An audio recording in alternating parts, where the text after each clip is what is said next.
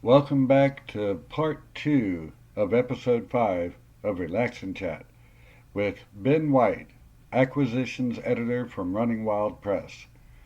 There will be a link in the description to part 1 if you happen to have missed that one. I highly recommend checking it out. The two parts together is one fantastic episode. If you're interested in writing and publishing, this is must know information. Ben White is very interesting and very entertaining. I think you'll really like this episode.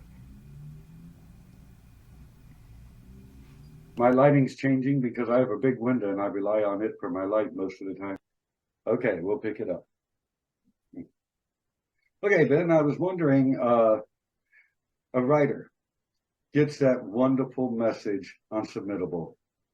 He or she receives that message that your work has been accepted. What should he or she, what should they expect from that point forward?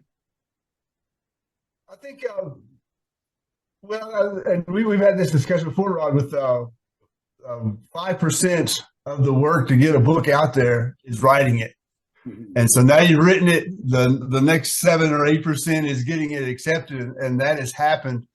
And now the work begins. And I think what a writer should hope for and look forward to, knowing that they've been picked up by a publisher, is the relationship begins and officially begins. I mean, there's a relationship of looking at the book, having somebody look at your book, but it's happening in the dark. Now the light has been turned on, and there's a relationship between the author, the book, and the publisher that is going to emerge. And so it's just like any relationship, you want to build it and nurture it and get the most out of it that you can.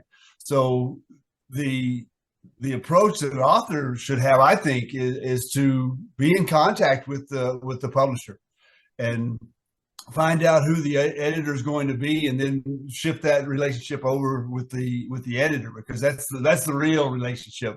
You know, it'll go back to the publisher for marketing, but the editing is the next part. And you really want a relationship with the editor, between the editor and the author. So the work that focuses on the work, and it's sometimes you got to suspend personal preferences, you got to suspend personalities, and really focus on what the work is about, what the novel is about. Mm-hmm. And so that's an expectation to have of, now it's time to polish this work and make sure that it's as clear as it can be and well written as it can be, and it flows as well as it can for the reader, because the reader is going to join that relationship later on, and you want to be ready for it. And there's nothing wrong. And I've heard many presses, whether it's magazines or e-journals, that invite, once writers have been accepted, they're said to be part of the family. Okay, you're part of the Running Wild Press family. Now, I saw that the other day as we were discussing it. You know, it is really kind of a family, and there's going to be ups and downs. There's going to be quarrels. There's going to be differences of perception and perspectives and views, but that's all part of it.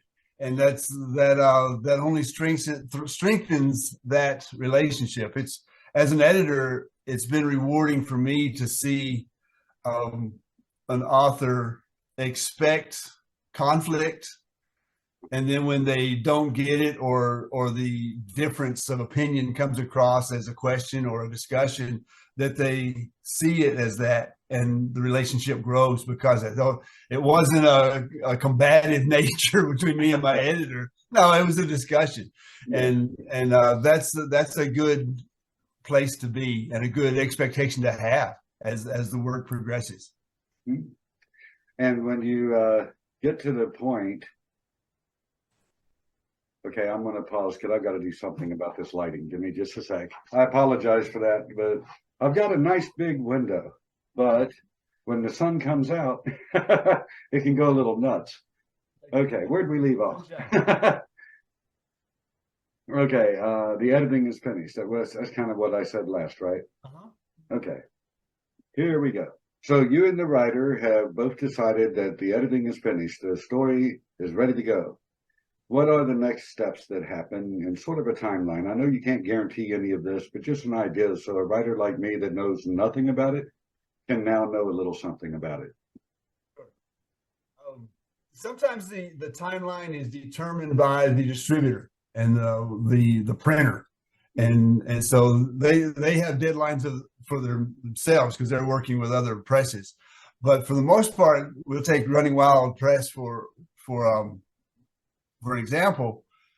Say the editing's done, the next step is over to the production phase, and the production phase will include coming up. The author's not off the hook yet. The author still wants to come up with some blurbs from other authors that they know in their network. You know, it could be somebody in the MFA program that they attended. They've got a colleague or a classmate that has written. So they say, will you write me a blurb on my novel?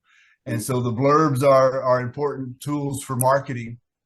Of course, social media is there. I've seen social media hit and miss. It's sometimes it depends on the algorithms that the social media chooses to send it to, and we've got no control over that whatsoever. Sometimes it's just the apprehension of an author to share it on social media because they're disillusioned by all the power that it might have or not have. Yeah. But in that production phase, it will be formatted down into what the book is going to look like. Because usually when we edit, we're in double spaced. In the production, it'll go to 1.5 for the book page and be paginated.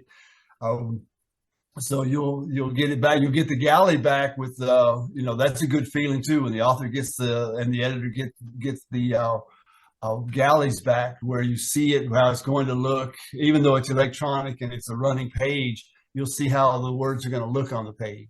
And so you can and it's the last chance to make sure that you've caught it all, because that's it's so disappointing to see. We spent so much time on it, and then there's one simple mistake that, why didn't we catch that? Just one was like, ugh, because we want it to be perfect, and the effort is to make it perfect. But usually they're very minor at that point. It's I could have made that word a plural, or should have the verb tense is just off a little bit. But those galleys will give you that last chance to make sure that it is as close to perfect as you can get it. And I say that from Running Wild Press's perspective, but I've seen it from books from Penguin. There's still things as a reader you're going to catch them and say, why didn't they catch that? Yeah. But also in that production phase, you're going to want the third person biography, and which is very tough for some writers to write. It's because they're writing about themselves that third person, which is weird in the first place. Yeah. But it's a chance to promote previous work or personality or your life, where you are in your life stage. Yeah. So it's something to think about as well, because that's going to go into the production of the book. It'll be the bio of the author in the book. Some other things, the back jacket. What should the back of the book say? And the author has input on that as well. This book is about, the tagline that went into it. The submission may be a good fit for the back cover. It could be tweaked a little bit, or it could go as is. It may be just exactly what you want to say about the book, to where somebody picks it up off the shelf and they turn it over and read the back cover. Oh, wow, this is an interesting book. And so you want that executive summary type approach to make sure that people, let me look inside now. I read the back cover. Let me buy it and look inside. So those things go into the production. Once the production is done and there's a pre-order event, then you can really start to advertise it and market it. When it hits Amazon or Running Wild Press, we have our own site that you can order from. There's a pre-order option. It's going to be released on this date. Pre-order now, and start sharing that with everybody and everybody you don't. So it's really the getting the word out there. Sometimes it's just a matter of getting your book in the hands of the right people who have that other network that they can share it with and are willing to share it with and say, yeah, you need to really read this book.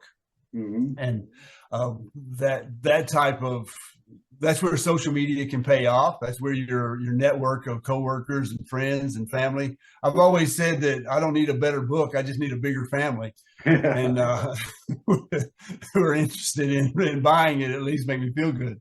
Yeah. But so there's that's what rolls out. And then sometimes you'll have a book release event where if you can organize it at a local bookstore and say, hey, this work with the manager of that local bookstore. And independent bookstores are great places. They want to promote not only your book, but it's a co-marketing effort where they're promoting their bookstore to get people in and say, this we're having this reading.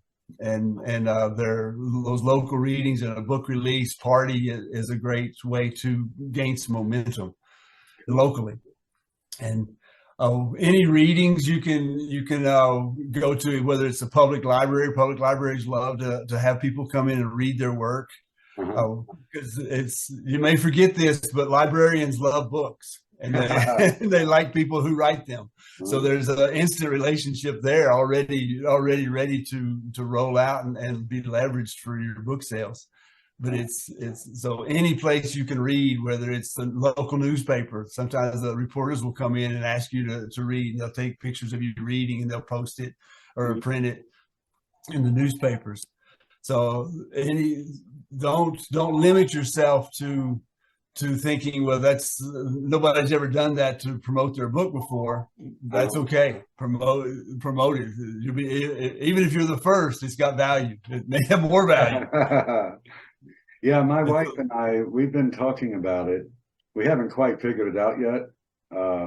Not sure who to talk to. Maybe Jeff Bezos. I'm not sure, but we're working on this idea where I stand on the moon with a big sign and tell all the aliens my book is coming, you know. So hopefully we can pull that off, you know. Appreciate the advertising directed right at them. People do. So do aliens. One of the wisest people I ever met told me to reach for the stars. If you land on a mountain, you got pretty far. So I don't think there should be no limit to what you're willing to try. You know, get out there and try. You know, I'm very self-aware of what I look like. And I'm on this screen and somebody in another country can see me. You know, you got to go for it. You know, if you don't go for it, it ain't going nowhere. You know. It's true. All right. Speaking of going for it, to the audience, not only is this fine man an acquisitions editor who plays the roles of pretty much every editor, but this gentleman is also an author. And we're going to talk a little bit about one of his books. To begin with, I would like to talk about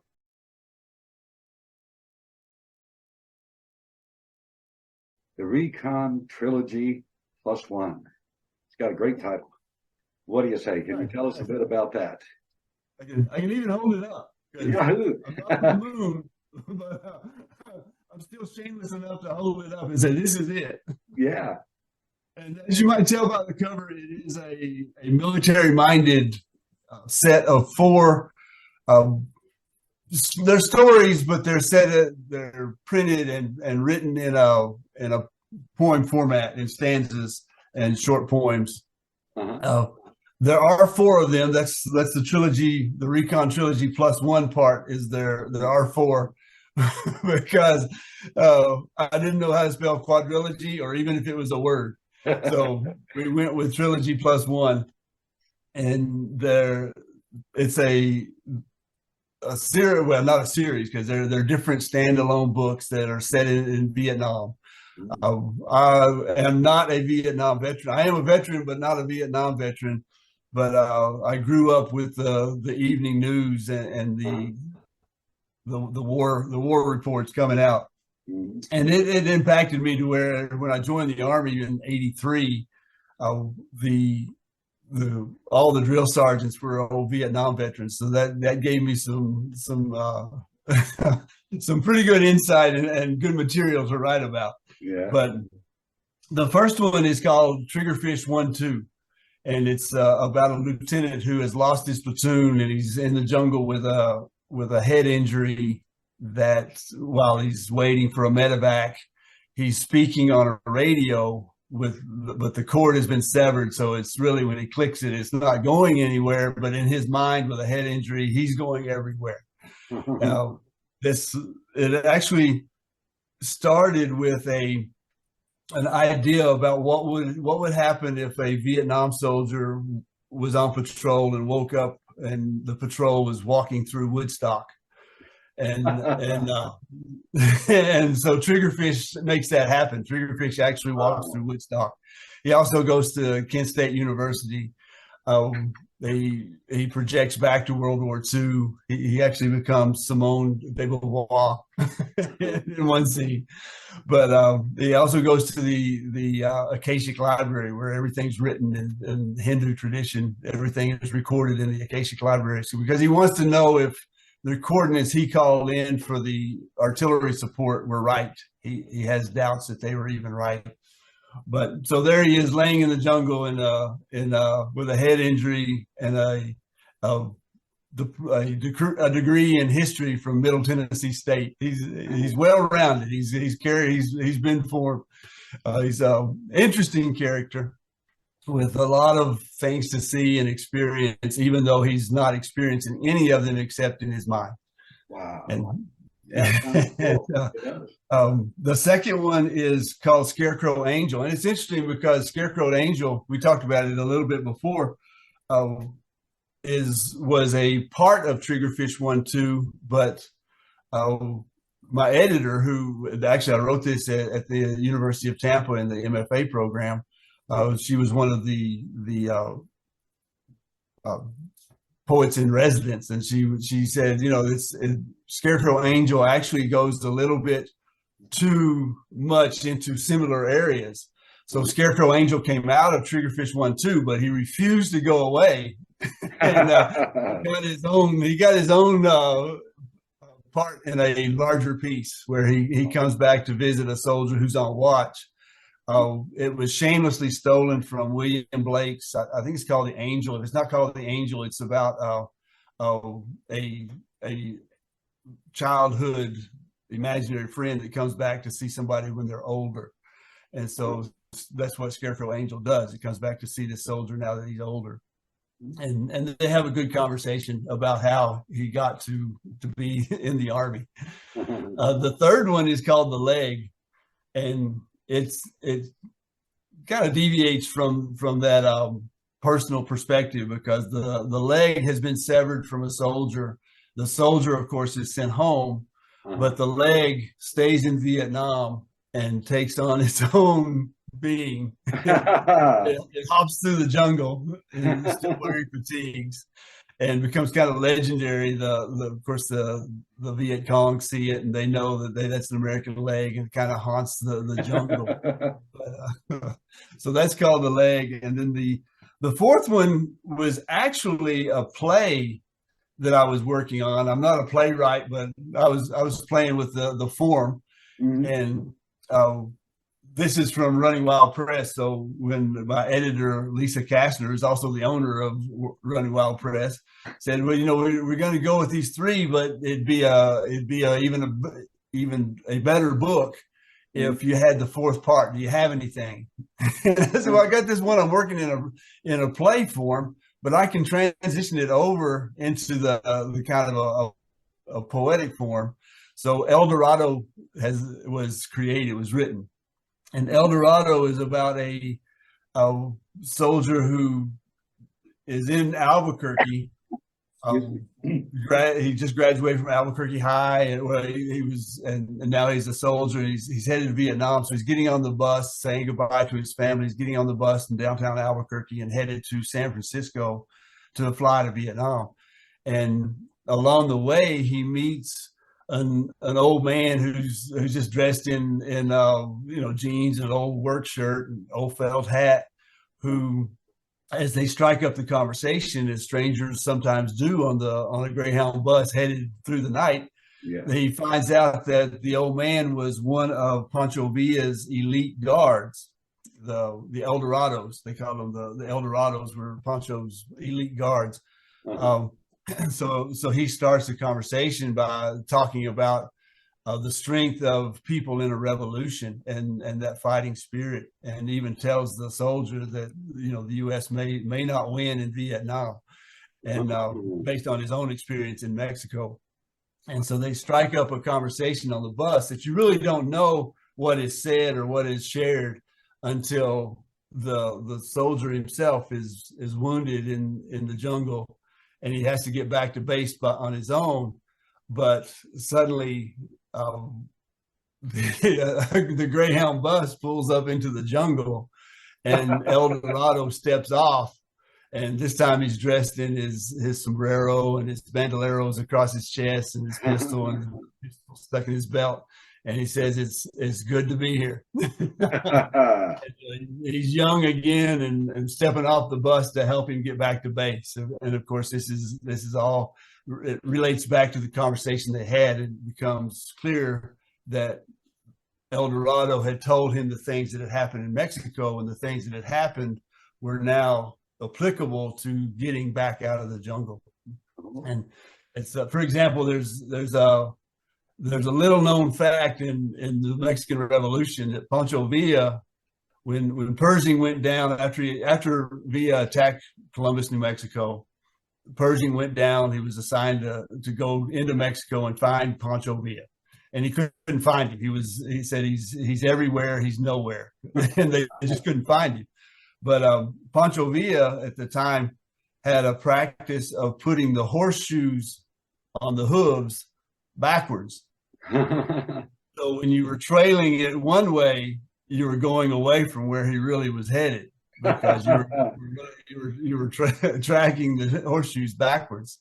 So the soldier in Vietnam remembers that, and of course he's got El Dorado, or the figment of El Dorado, there beside him, saying, "Hey, remember what I told you about the horseshoes?" So he takes the soles of another soldier's boots and wraps him on, but he puts them backwards, so when he walks, it looks like he's walking the other way. So if he's tracked, it will be the wrong way. Oh, cool! And so that's the Recon Trilogy, and those are the four. Yeah. It does. It sounds really cool. And I will put a link in the description so that anyone in our audience can go take a look at it, because it sounds like a great book. Sounds like it'd be a lot of fun to read. Yeah. I mean, you've got a touchy subject, Vietnam and all of that. I was way too young in that period of time to really know much of anything about it. I've had a couple of friends that were vets of that time period. And as you may know, the ones that were really there, don't really like to talk about it a lot. So I don't know a whole lot about it, but the spins of each of those stories sound so entertaining and fun that I think anyone would really enjoy reading that. I'm looking forward to reading it myself. That's going to be cool. Well, here's the part of our show that I think each of my guests has enjoyed.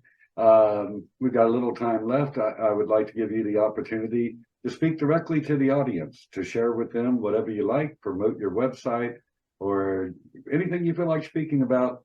My channel's relatively small right now. There's probably about 7,000 people watching this. One day, maybe 100,000 people will see it. What do you want them to know about Ben White? I think it's about Ben White, nothing, absolutely nothing. About what Ben White writes, that's where the character and the meanings, or the characters and the meanings are, and it's not necessarily about me at all. It's just putting together, especially like a book like Recon Trilogy +1. Those characters are humans.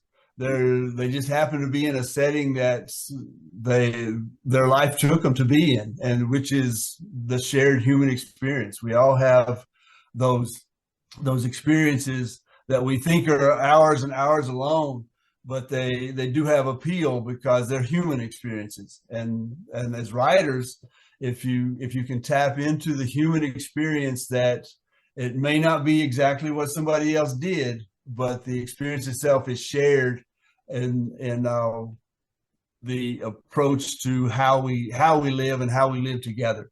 And once we start talking about each other's stories, we are together. and because they'll draw people in, and you can get an audience in the palm of your hand with a good story. And so it's if whether they're actually in front of you or whether they're reading your book, that's the key. You want that good story to carry itself, to show that even if it's factual like Always Ready, or if it's fiction like the Recon Trilogy, it still attracts people into listening and letting their imagination and their own creativity grow. Because they say that everything's been written, now it's just a matter of writing it in your own way, based on your own experience. And that's exactly right. It's just an extension of the human experience that we all share. And so that's what the books are about ultimately. They don't necessarily advocate one side or the other, except they advocate you to think about your own life with the meanings that you have gathered. And as writers, that's what you want to focus on, what the meanings are that you have. You may come up with a character, a 180 from who you are, and that's out there, but you write about that person. You may hate that character. You may make that character the most despicable person you can think of. But what they're doing has got to ring true in the human experience, because other people will know and hate the same people that you're creating.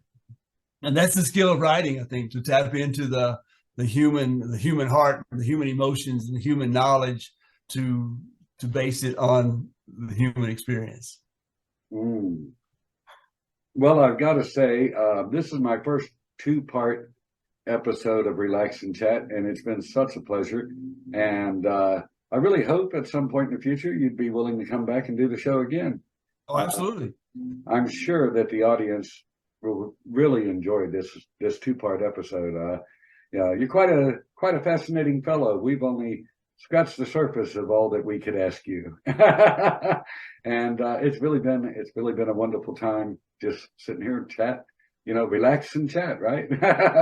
And thank you so much for doing the show. I really appreciate you taking the time to come on here and work with me to give our audience, particularly a lot of writers, a lot of good insights that most of us just don't know. Really nice of you to do that. I appreciate the chance, and I thank you very much. It was fun, and if you ask me the same questions next time, I'll probably have different answers. So it'll be like somebody else. There we go. Yeah, we'll get you one of them real thick mustaches. Nobody will know. He sounds familiar. Yeah. And then I did hear a part that I want to reiterate to the audience, that, like so many books, 80% of the book market is on Amazon, I think, but it's really cool that you said Running Wild Press actually has its own presentation of books, right there on their site, that you can pick up a book, right? Yes.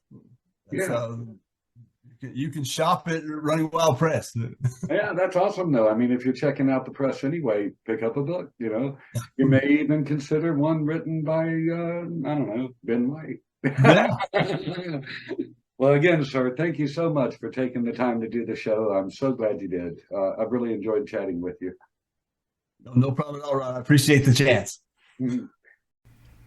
Well, that concludes episode 5 of Relax and Chat. I hope you've enjoyed this chat with Ben White, Acquisitions Editor of Running Wild Press.